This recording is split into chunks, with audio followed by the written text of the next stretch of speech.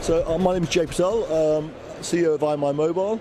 We're a communication software business, so we help a lot of our clients basically communicate with their customers on mobile channels.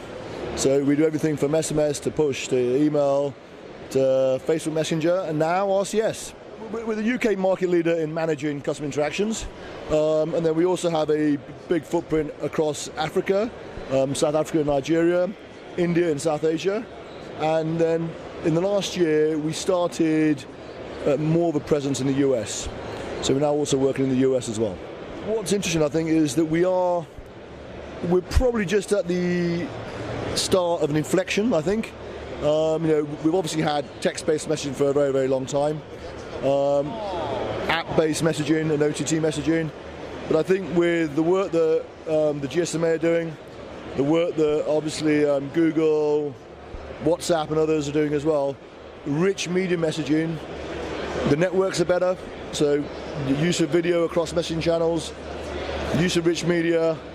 I think there's an inflection point that in the next few years we'll probably look back to this year and say that was when things started to change.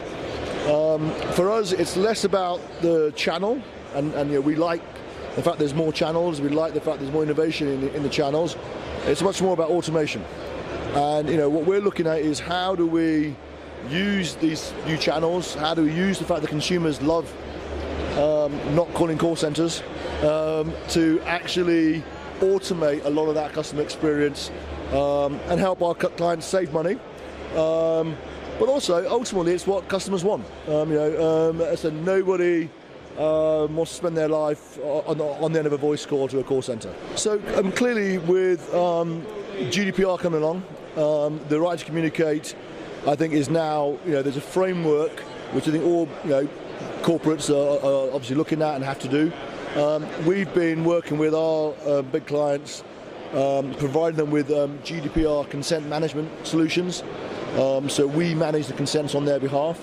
So there is a central database of truth. And we think that, and essentially enabling consumers to decide which channel they want to be communicated on, through portals and through websites. I think you're going to find, again, another generation of putting power into the hands of consumers. With fraud and other things, again, I think people are realizing that stolen identities can be very painful for a lot of people. We like the fact that Facebook and everybody essentially is getting behind having authenticated accounts on their channels. That essentially is going to hopefully clean up any spam issues or whatever else. I think there's just a lot of opportunity. I think the